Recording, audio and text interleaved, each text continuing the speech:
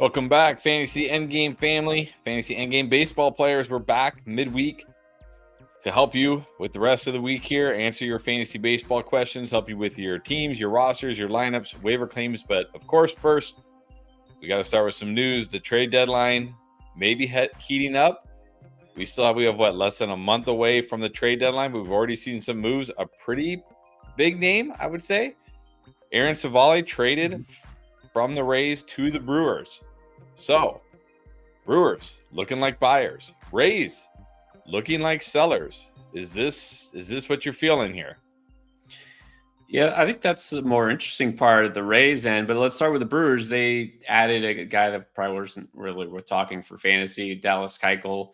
Did not know was still active, but he is. And then now Savale. This isn't surprising for the Brewers because I know a lot of people are kind of frustrated with them. It's like they're like 1 foot in, 1 foot out, kind of. It's like they're really not spending money. They didn't this offseason, and they're really not going to make any major moves, but they're also like pretending that they can contend. It's like patchwork kind of. This feels like slapping a piece of duct tape like on the big like hole in the dam. But they needed to do something because injuries, right? So many injuries in that rotation, especially. So it's fine. Like this really isn't a big deal. I mean, it's a guy that we thought could have a bounce back year, but to me, I thought that if it was possible, it's because he was in Tampa, and now he's not in Tampa. So for me, Savale, this is not really a step up for either him or the Brewers.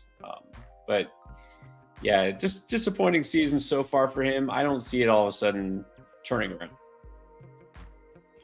All right. And speaking of the Rays being sellers, this trade has opened up a rotation spot, of course, for Shane Baz, who is finally back. Happy Shane Baz Day, although he will not pitch until Friday, but they've officially announced he's back. He's going to pitch on Friday. You've talked about him multiple times this season. Is this like if he is somehow still out there? In fact, let's see what's his roster percentage on Yahoo right now. He is currently only 57% rostered out there in almost half of the leagues. If somehow he was out there in one of your leagues, are you absolutely making a roster spot for him? I think he's borderline must add because the talent is undeniable. We know this. The only really reason not to is if you're a super shallow league, you love your rotation. We do to some extent have to temper expectations, get to assume like this guy had a long time off. But on the other hand, he's been pitching now in the minors. He looked great. So he should be up to a full workload. But then it's the Rays. It's like, but look, I think for the most part, if there's a 12-team league, he should be rostered somewhere. I mean, make a roster spot for him. There's probably a pitcher you have that doesn't have his upside. If there's a streamer, somebody you've been okay with, you can dump him for Shane Baz. So yeah, I'd say one of the strongest ads we're going to get on the waiver wire, at this point of the season right now. So yeah. All right. And now does this mean also, like, was this trade just the Rays freeing up a spot for Shane Baz? Or do you think we're going to see more trades, maybe other pitchers like Zach Littell, Zach Eflin, maybe hitters like Ahmad Rosario? They already released Harold Ramirez. Do you think the Rays, we're going to see more moves from the Rays between now and the end of the month? That's a great question. That's the really interesting part of this is we don't usually see Tampa in this situation. And it's not like they're bad. They're just not great. They're kind of floating there on the fence there. It definitely doesn't feel like they're contenders. I mean, it's been disappointing both ways. I mean, first it was the offense, but you take a hard look, this bullpen is always a strength of theirs. And this year it's a major weakness. And the rotation, like we just got used to guys like Littell and Savale and Eflin, just these reclamation projects. These, like, it doesn't matter, right? You just put whoever it is in Tampa Bay and then all of a sudden they thrive.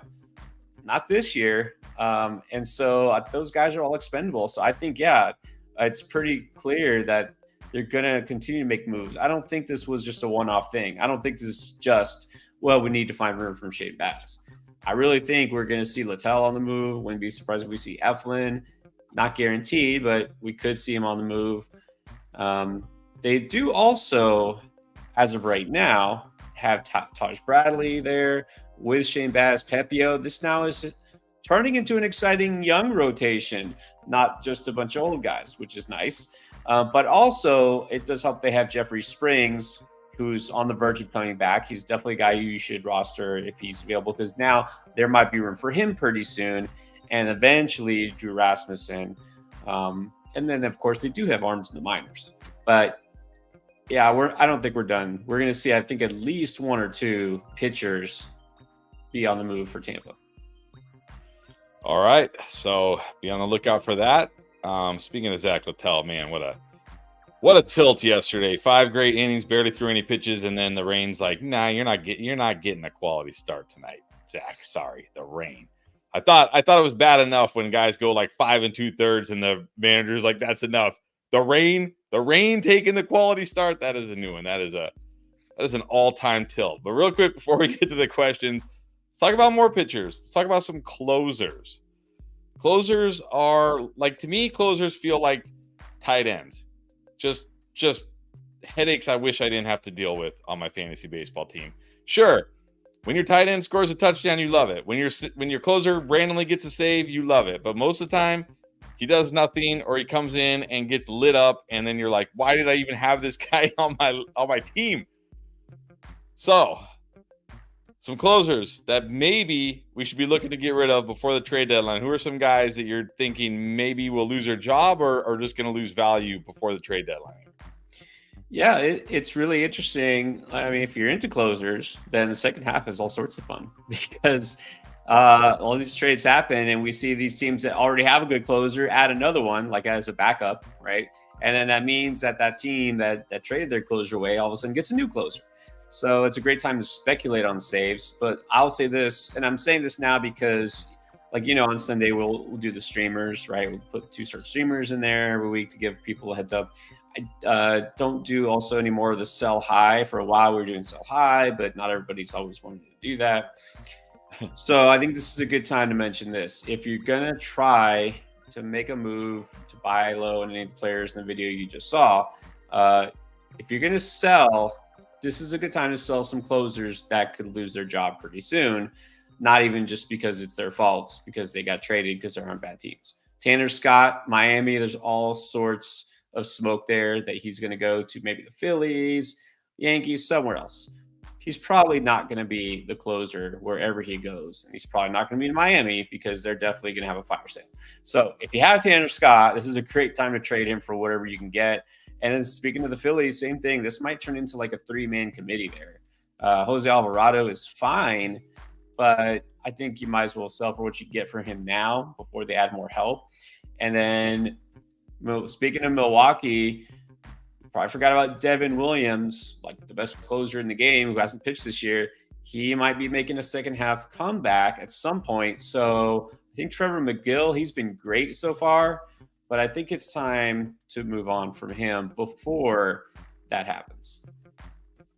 All right. So if you got those closers, you're looking to trade them. Can I trade Alexis Diaz? No, I can't trade Alexis Diaz. You probably won't miss him. So yeah, he did. Hey, he did give me a save. I think on Monday or yesterday, he got me a save. So there we go. Yeah. All right, so there you go. That gets you caught up on the trade deadline. Stuff's going on. I'm sure it's just going to keep heating up, especially after 4th of July here and things. We get closer to the end of the month. Trade deadline, don't forget, by the way, trade deadline in MLB is July 30th. So it will be the end of this month. So trades will just heat up more and more. So definitely want to pay attention to that as we get closer. And also you want to pay attention to Underdog Fantasy. If you haven't already, where's our banner? Why isn't our banner going? There it is. If you haven't tried Underdog Fantasy yet, well, first of all, I don't know why, because you've probably heard me talk about it multiple times. You're probably sick of me talking about it, but I'm going to keep talking about it because it's so good. Underdog Fantasy, you can see right there, there's still games to be played tonight. If you want to try the pick'ems, you got Ellie De La Cruz, Carlos Rodon, who probably will go higher than 6.5 strikeouts, but may also, give up 10 runs. Who knows? If you haven't tried it out, this is a great time. Just make sure when you join, you do use our promo code ENDGAME, because that will give you another special pick you can use with these picks, plus up to $250 in bonus cash. You know, I think they even have the hot dog eating contest, the Nathan's hot dog eating contest for tomorrow. So if that's your jam, you can even do a pick 'em on that if you want. I mean, Underdog, it's pretty cool. It's pretty fun. They do everything there. And of course, fantasy football drafts going on right now. They even do weekly fantasy baseball drafts. If like maybe your fantasy baseball team sucks and you're like, hey, I want to draft a new one, you can do it on there. Now, of course, it's just for the week, or just for the day, maybe even. I don't know how it works, but a lot of fun. Check it out. Underdog Fantasy. Just make sure, again, you use promo code ENDGAME when you sign up to get that special, that free pick, plus up to $250 in bonus cash. All right, so let's get to your questions. And as always, like I always say, if like Antoine, you're impatient or you're just generous or both, I don't know, Antoine always dropping the super chats. You can drop those super chats, get to the front of the line, get your question answered right away. And okay, let's just rip the Band-Aid off right from the start. Is Royce Lewis the baseball version of Christian Watson? Like, when this guy's on the field, you love it, but he's never on the field. Back to the injured list for Royce Lewis. Unfortunate. So Antoine wants to know, Brooks Lee, who's making his major league debut tonight, you talked about him on the Beat the Breakout, he's debuting tonight. Is he a good enough replacement? Is he a good replacement? Yes, I think. I mean, obviously he'll be good. Is he going to replace Royce Lewis in terms of what he had been doing? Doubt it, but yeah, I think it's safe now. I hate to slap the injury-prone tag on anybody. I know you don't believe that much either, but I mean, come on. There comes a point where, yeah, what was it last week? Paper skin and glass bones. Yeah, it's Royce Lewis. Actually, let me read you. I looked into it. Here's an actual quote from Royce Lewis, just to like rub salt into the wound. He said, "This is out of my control. I have no idea. Probably not very optimistic, to be honest with you. I'm praying, but it's usually always horrible news." Like, thanks, Royce. He went from like, well, it's out of my control, but it's probably going to be something life-threatening. It's like, okay, so yeah. But I know how he feels that way because it's true. This guy has missed way more time than he's actually been on the field. So Brooks Lee, I mean, I didn't know for sure Royce Lewis was going to get hurt, but I did kind of say in the video 2 days ago, Royce Lewis tends to get banged up, and so does Carlos Correa. So I guess good timing, bad timing. Brooks Lee, not a must add. There's no guarantee, right? There's never a guarantee, guys. Let me just say that again. Jackson Holiday, Jackson Churio, early Wyatt Langford. Now Wyatt Langford is looking like a stud, but early Wyatt Langford, there's no guarantee. James Wood, like, we were so excited for James Wood. I think he has, one hit in his first 3 games. Like, maybe it'll come around, but look, there's no guarantee. So, yes, go ahead and add Brooks Lee, especially if you have Royce Lewis. But, don't expect that he's going to be in your starting lineup the rest of the season. Yeah, unfortunate for Royce Lewis. Yeah, I guess hopefully you have an IL spot and you can just hold him there and hope he comes back and enjoy however many games you get out of him when he comes back before he gets hurt again. All right, Antoine, again, not baseball related, just saying happy 4th. Happy 4th, Antoine. Happy 4th to everybody, by the way, even though it's technically not the 4th. We won't see you tomorrow, at least not live. So he wants to know how we're going to be celebrating. I'll just quickly say how I'm going to be celebrating. I'm not that I'm anti-4th of July, of course, but we have 4 dogs, and we live in a city that still allows fireworks for some reason, even though almost every city around us has banned them. Like, even sparklers. Like, you can't even have sparklers in most cities. Here, you can just go hog wild. So basically until midnight, 1 a.m., it's just fireworks, chaos, and our dog's just freaking out, going crazy. So that's how I will be celebrating the 4th of July. What about you?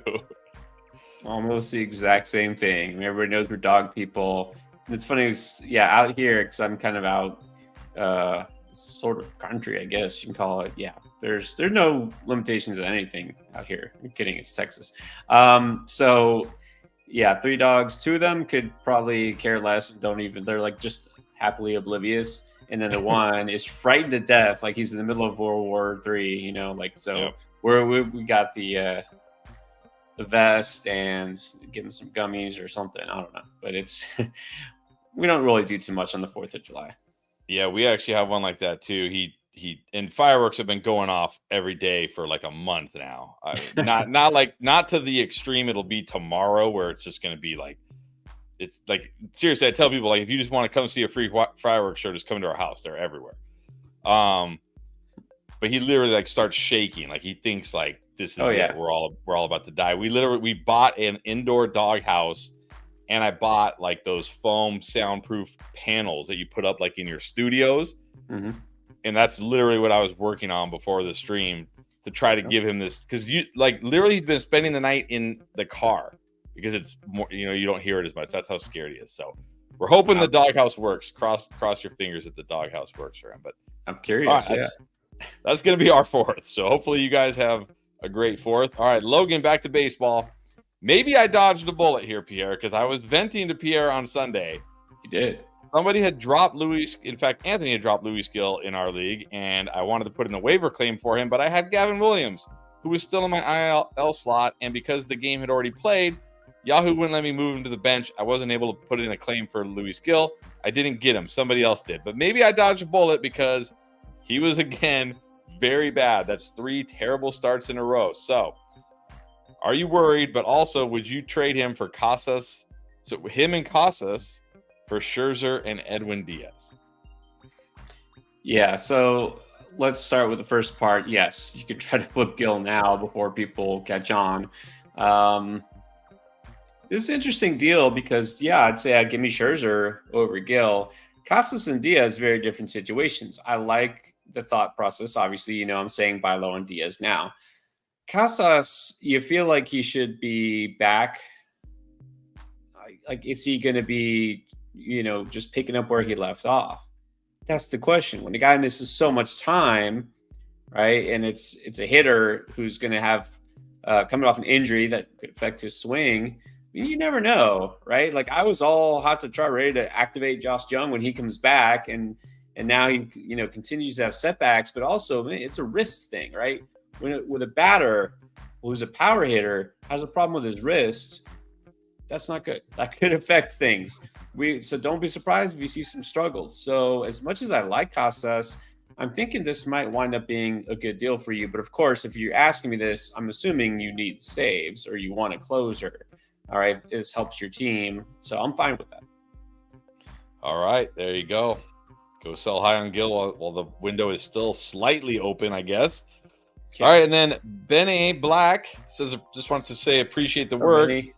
The artist formerly known as Benny Black just changed his artist name to, is it Benny? I say Benny. I used to know somebody named Benny, so that's why I say that. But he does also have a question. Somebody dropped Luis Arias, who's first base eligible. I assume Luis Arias, unless there's somebody else. Maybe there's somebody else. He's got Heimer Candelario, who's been bothered with hamstring issues. If he picks up Arias, do you just start Arias over Candelario rest of the season? Look, I have Arias as my first baseman in a National League only league. I said this about Arias, and no, not because I'm like bitter that the Marlins traded him or anything, because it doesn't matter.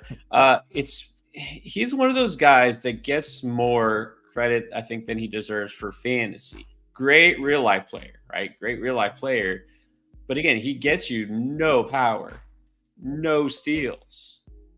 He has to hit over 300 to be valuable. And that's why, in fact, I just did a whole thing on Fantasy Pros. Once in a while they ask, who you're trading, who would you buy low, who would you sell high? So, of course, I just did buy low, right? So easy.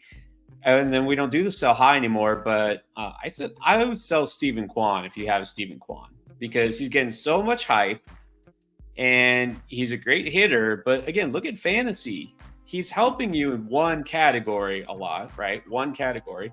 And he is doing fine in runs. He'll score runs because he gets to the top of the order. He's always on base. But then that's it. I feel like just a little overvalued, overhyped. And that's how I feel about Arias. You know what I mean? And Arias is even getting you as much in terms of those counting stats as Kwan. So my short, long answer to that is no, I wouldn't pick up Arias because I'd rather have a Candelario. All right, there you go. And then he also said somebody's willing to trade Garrett Cole, who was on the thumbnail of your buy low video today. He only wants pitching. So he's got Webb, Grayson Rodriguez, Flaherty, Hunter Brown, Joe Ryan, Shane Baz. I assume Bobby Miller, maybe Bryce Miller, Bobby Miller, and Brian Wu. So he wants to know who would you offer. His thoughts are Miller and Wu. What do you think? All right. And that's reasonable. He wants pitching for pitching, giving up, arguably his best pitcher. I mean, if it's not Webb involved, yeah, you probably will need to do a 2-for-1. I might be looking to move Flaherty because he's been amazing when he's pitched this year, but now the back issues are starting to crop up. This is being a thing with Flaherty. So I think I might put Flaherty first on the trade block here. Wu, of course, is actively hurt, so I don't know that he would want 2 injured guys. I would go Flaherty. I would probably keep, I know I would keep Grayson.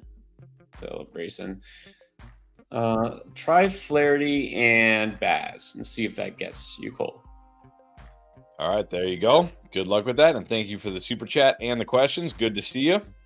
All right, Tyler Durden, always good to see you. He's thinking of dropping Volpe for Brenton Doyle. What are your thoughts? I like Brenton Doyle. He's also a guy who's under the radar, very undervalued, but I'm not dropping Volpe. No, he's cooled off, of course, with the bat, but he'll help you in average. I think his average will pick up. He's definitely helping you in steals. He's scoring a ton of runs. That's the thing. He's hitting leadoff for the Yankees, so don't drop Volpe. I like picking up Doyle if he's out there, but not for Volpe. All right, and then R. Holmes says, thoughts on Tio on LA? I think he means Teoscar Hernandez. Yeah. So if you're trying to buy low on him or just buy on him, I guess, what type of starting pitcher would it take to get him? Yeah, and I've considered with Teoscar, he, was so hot early, and now he's come down. He didn't have a great June. I don't know if I say he's a buy low, though, because he's more of a high-profile player with the Dodgers. He hasn't been bad. He's still driving in runs. You shouldn't need to give up a number 1 pitcher to get him, right? But you're going to have to give up at least a mid-rotation arm. So to get him, I would only do that if you're good on pitching, like that pitching staff we just looked at there with Benny, right? He's got a good amount of pitchers. I think one of the pitchers like those, in fact, go back and look, a guy like a Flaherty, Hunter Brown, a Bryce Miller type, that might even be too much for Teoscar. So I don't want to give up a frontline starter. I mean, maybe even do like a Ronel Blanco, that type of pitcher, a guy who's having a good season, but isn't, a for sure number 1 starter, if that makes sense. All right, there you go. Good luck on that one. Matthew says he's got Trey Turner and Shane Baz. He got offered Luis Castillo and your guy Julio Rodriguez, who somehow has two counting stats since the middle of June. All right, so which side are you taking here? Trey Turner and Shane Baz or Luis Castillo and J-Rod? Well, I will say that as far as Baz, yes, definitely pick him up. I'm not going to say he's going to be more valuable than Luis Castillo. Luis Castillo is a nice buy low, right? So it might be close. Like by the year's end, maybe these guys are comparable, but I'm going to prefer Castillo. All right, so Trey Turner or J-Rod? Well, this all comes down to what Julio are we getting in the second half. I'm still taking my chance on Julio, not just because I traded for him, but because I believe it will happen. Actually, what happened, I don't think he did anything last night because he finally got bumped down in the order. They dropped him to, I think, 7th in the batting order. I don't think it really jump-started, did it? No, he went 0 for 4 with 2 strikeouts last night, and he is now almost at 100 strikeouts for the season. All right. Well, did face Grayson Rodriguez, so I'll give him a pass. I don't know. I will say I would take the Castillo J-Rod side. I would. I think it's going to wind up in your favor. I hope so. Just putting all thoughts and prayers to Julio coming back. Like, come back to us, Julio. We miss you.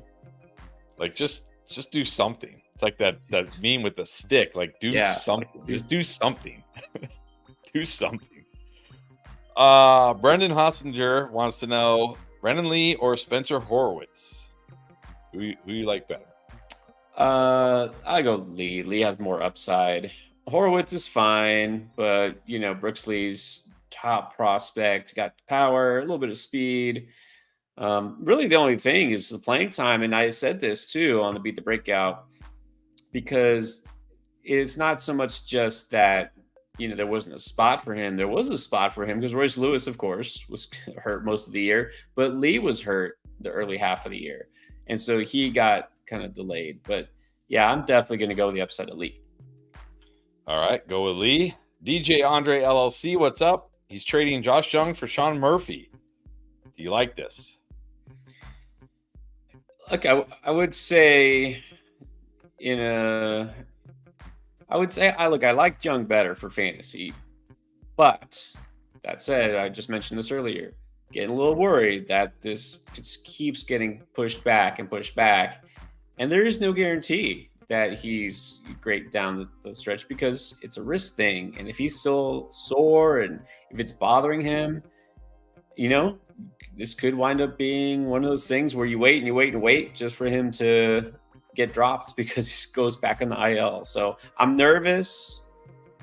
I think I would still prefer Young, but if you are desperate for a catcher, I guess. I don't know. It's just hard to say with Josh Jung right now because we don't know what his situation is going to be. All right. Good luck with that one. And then, Harry, we talked about Luis Gil a little bit earlier. Is he now a buy low? 3 straight terrible starts. Or is he a stay away? I'm going to stay away for now because this is also a player who isn't just having a bad stretch, right? There's bad and then there's scary, horrifically bad, which is what he's been the last couple of starts. But also, look, honestly, what's more surprising to us? This or what he had done earlier? I think I was a lot more shocked when he was, striking out 14 guys in a game, when he was having shutout after shutout. I don't think nobody saw that coming. So, realistically, he's somewhere in between. It'd be nice if he kind of picks a side and goes with it.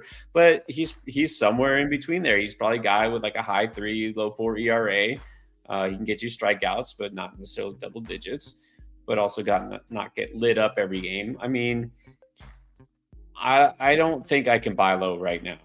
This just might wind up being something that burns you. All right. What about not my boy, Kevin Gausman? Tristram, what's up? Wants to know, is there still value in trading Gausman right now? Or do you wait until he finds his form? Which always, whenever you do that, then you run the risk of wait a minute, is he back? Do I still trade him now? Right? Like he has 2 really good games in a row and you're like, wait, now I don't want to trade him. So are you looking to trade him right now or do you still believe in Gausman? I'm still going to hold out for Gausman a little bit. I know he's not himself, and I don't know if he'll get back to ace version Gausman because, like I said, the strikeout rate is down. He's finding less success this year with all of his pitch types, not just one. And I don't think this is really just an injury-related thing anymore. But that said, he's had some good starts. He's had some bad starts. He's had some in between. The schedule isn't bad going forward. A couple of his bad starts were against good offenses. And there's a chance he gets traded too. There really is. Sometimes that kickstarts a guy. It really does. So I'll hold. If you do have Gausman, I would hold out for now. All right. I guess you and I, Tristram, are holding the fort here. I will say he gets the Mariners this week, so maybe. Of course, it wouldn't surprise me if that's the game where Julio Rodriguez gets 2 home runs off of him. Because why not? That'd be great. Why not? Why not, Kevin? Okay, he also wants to know, how would you organize a trade for Jason Dominguez for Austin Riley in a 10-team keeper league, if you would even do it at all? Shockingly, almost unfathomably, he's got James Wood, which would have never guessed. Mm-hmm. So, first of all, would you even do this trade? Do you want Jason Dominguez or Austin Riley?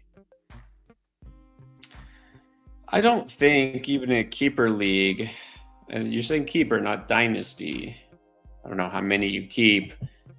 I'm not going to take Jason Dominguez over Austin Riley necessarily. Riley's had a down season. The Braves in general have been down.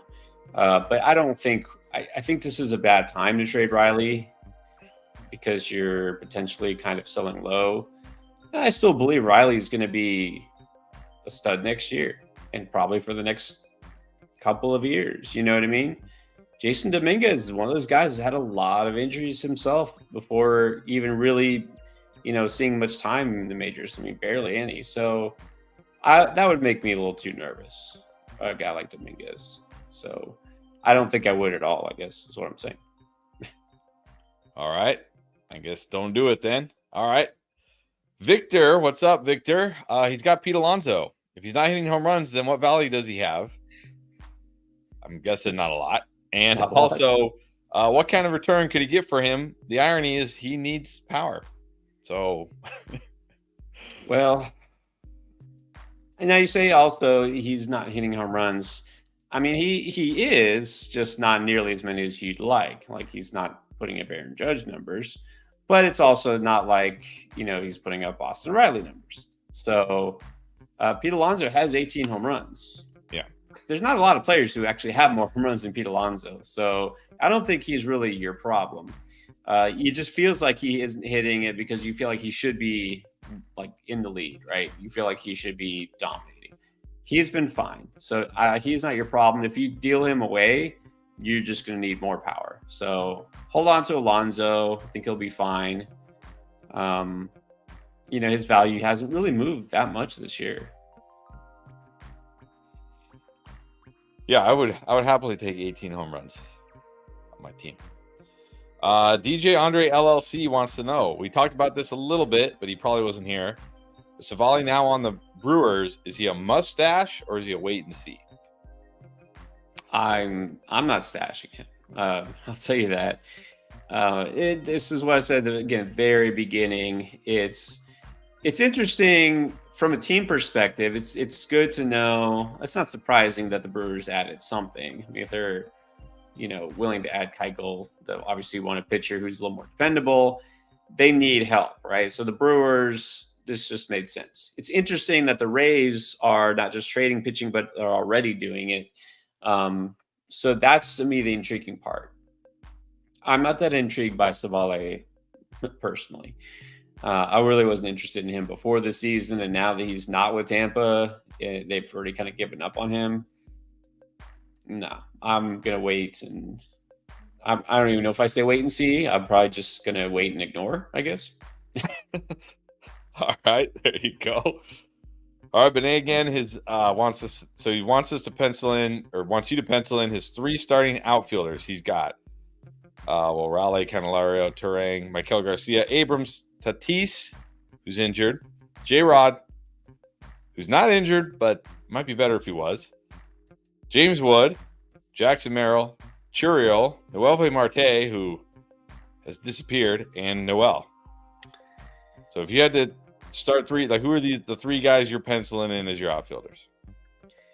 Well, I mean, you're going to be without Tatis for a little while. So, like as rough as it's been, you can't bench J-Rod. Just keep him in there. Merrill, you definitely want to play. He's been hot. So right now, Rodriguez, Merrill, and Churio. And then let's wait and see on James Wood. He has not yet done anything significant. Of course, it's only been a couple days. So those are my 3 outfielders right now. And if Candelario is banged up or slumping, you can throw Noel at first base. Yeah, Marte's one of those guys. I have him, and I just start him because I mean, even when he goes over, he can get you like a steal and an RBI or a steal and a run somehow. It's like, how does he do this? He went like 0 for 5 and got you a run and a steal. Like, how is that possible? Like, speed kills. yeah, so he's tough to bench, but I get it. All right, it looks like we are actually caught up here, unless we get some more under the wire. Anthony just jumped on. What's up, Anthony? Better late than never. Absolutely, good to see you. So unless we get any more questions, I guess that'll be it for the Wednesday edition of the live stream. Of course, tomorrow, 4th of July. Enjoy your 4th of July. I think, is every team playing tomorrow? Seems like every team is playing tomorrow. A lot of teams playing tomorrow. Should be a ton of baseball. Okay, well, he did drop a question. Do we think Noel stays up? If he hits, I mean, that's it. He's going to have to prove himself. He's not going to stay up just for the sake of being on the roster, right? They're not going to keep him there unless he's producing. So it's up to him. This is his trial. I mean, they did it with Manzardo. If they treat him the same way, he was there for a couple of weeks. They gave him an extended look. I'll at least say that. I appreciate that. They did give him a chance to be in the everyday starting lineup, and it just didn't quite pan out yet. And I think it's the same thing. Noel's going to get a couple of weeks, and especially now we're looking, 4 weeks? That's it. Trade deadline over. Guardians are going to decide. Are they going to make a move? They're going to add an outfielder. Are they going to do anything else? I mean, we'll see what happens. But I think Noel will be at least up for a couple of weeks, and then they'll reevaluate, reassess at that time. So he's going to have to hit. All right. Thank you, Anthony. Glad you made it on. And we are about to go do a fantasy draft, mock draft, if you want to come join us over there. Oh, we got another one from Victor. He really wants Ohtani. Okay, Victor. As do we all. I'm playing against Ohtani this week. It is not fun. Would you take Altuve?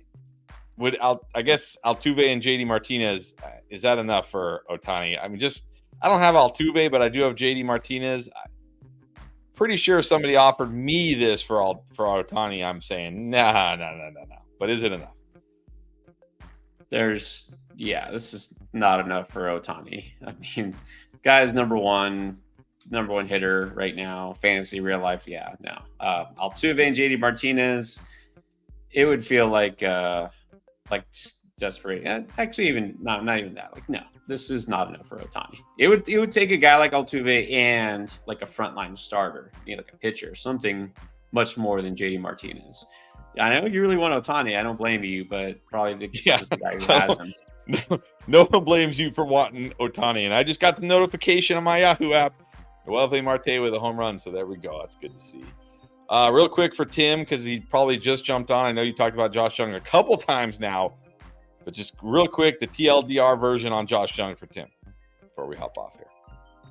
Setbacks continue. Soreness in the wrist, the surgically repaired wrist. So it looks like we're just not going to see him until after the All-Star break is what the gut feeling is that I'm getting. So be prepared to be without him another maybe 2 weeks. I mean, not guaranteed, but just saying, doesn't seem like they're going to force him back. All right, and then missed this on Benet's question. So we did his outfielders, but who would you start at utility? I'm guessing Noelvi Marte, but who would you start at the utility spot? Yeah, I think Marte, because Noel obviously has that massive power. Marte has power too, but he has that speed, which is nice. He did just hit a home run. So just hit over there. Now, you actually have a lot of speed. Look at this. I mean, Terang is one of the league leaders in steals. So is Garcia and Abrams. You got a lot of speed. But I like Marte's overall skill set. So I would say I would start him. And then, like I said, I think you can flip-flop like Noel Candelario at first base. Sell anyone?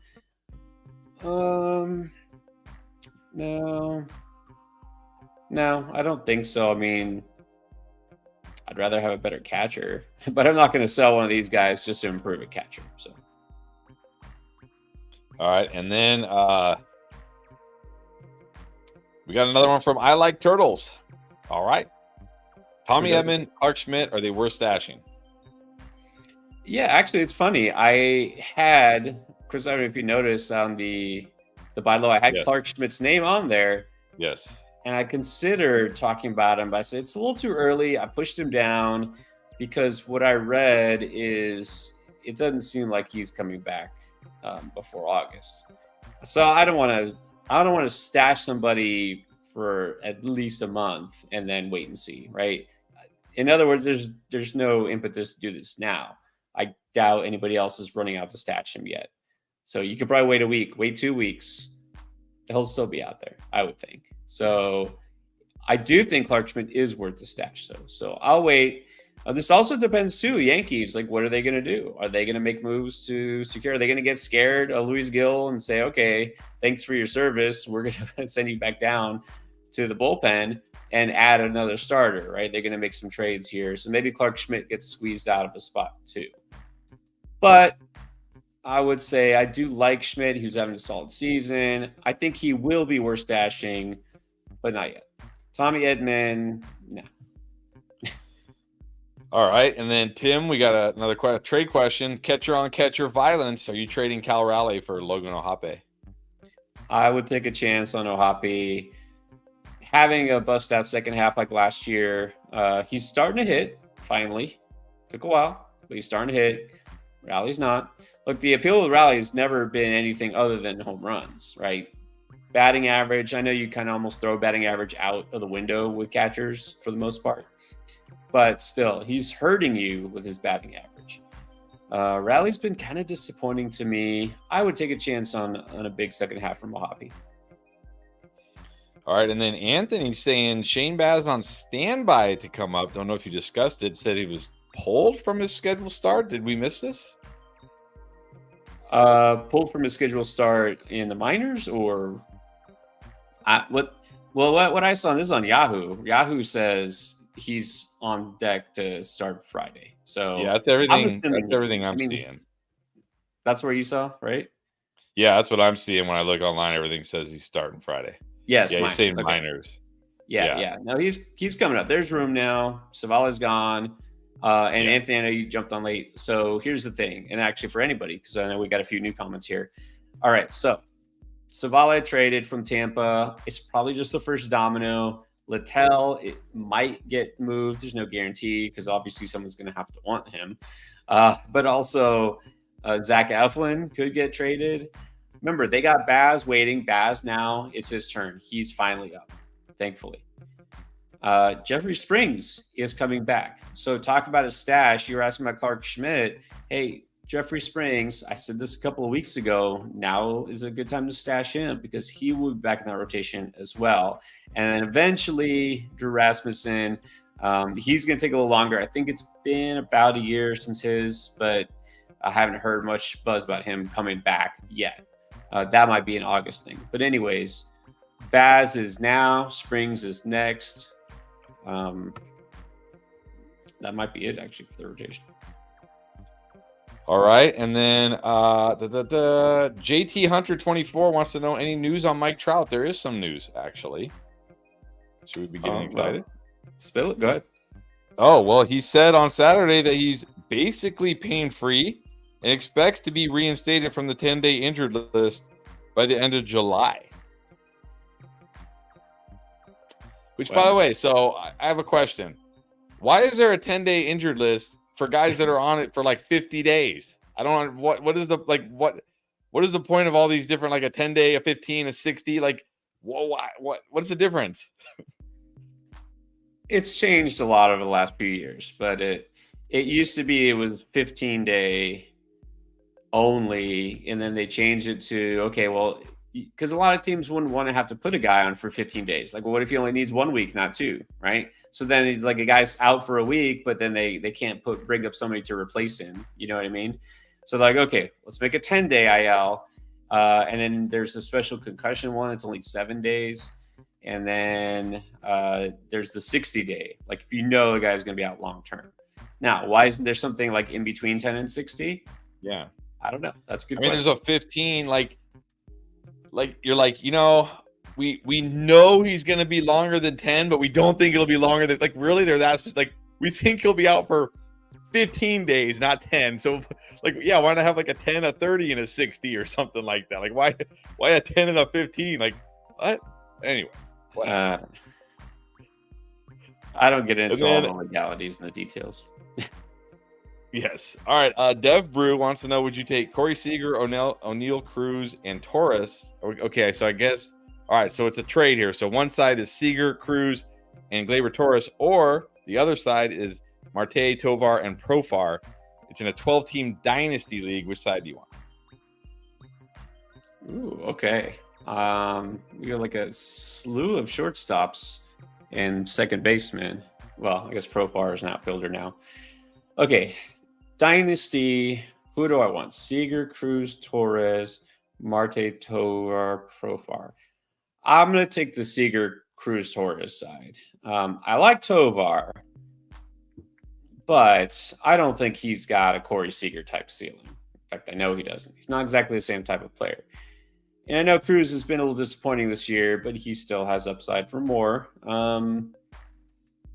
Yeah, I'll take the first side because as annoying as Corey Seager can be sometimes, he's still a stud when he's healthy. Cruz could still wind up having that breakout season. Profar, it's a nice story, nice little comeback season, but in Dynasty, he really doesn't have that much value. All right, there you go. Thank you. And it looks like we are once again caught up, but we will end with, we'll end with this from Eddie Buzz. Pierre, I listen to a lot of fantasy baseball podcasts, and out of all the podcasters, I think you are the best. I appreciate your insights because it's helpful to me. Thank you, Eddie. Yes, thank you, Pierre, for all the hard work. 18-team league. That's a man's league right there, although I think Tristan does a 20-team league, so, but still. That's a tough one. Yeah, that's how you get better, and you play in those leagues, and then everything else looks like a cakewalk after that. Exactly. All right. Well, there we go. Hey, we thought we were done. We kept it going. We did a little, not really overtime, I guess, because we're still not quite to the hour, but we got all your questions in.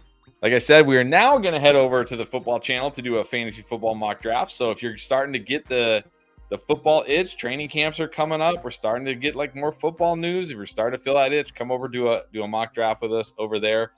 Don't forget, we will be back Sunday to break down the week that happened this week and get you ready for the week ahead. Of course, we got waiver wire coming out on Friday as well. Don't forget to miss that. If you have trade questions, buy low, drop today.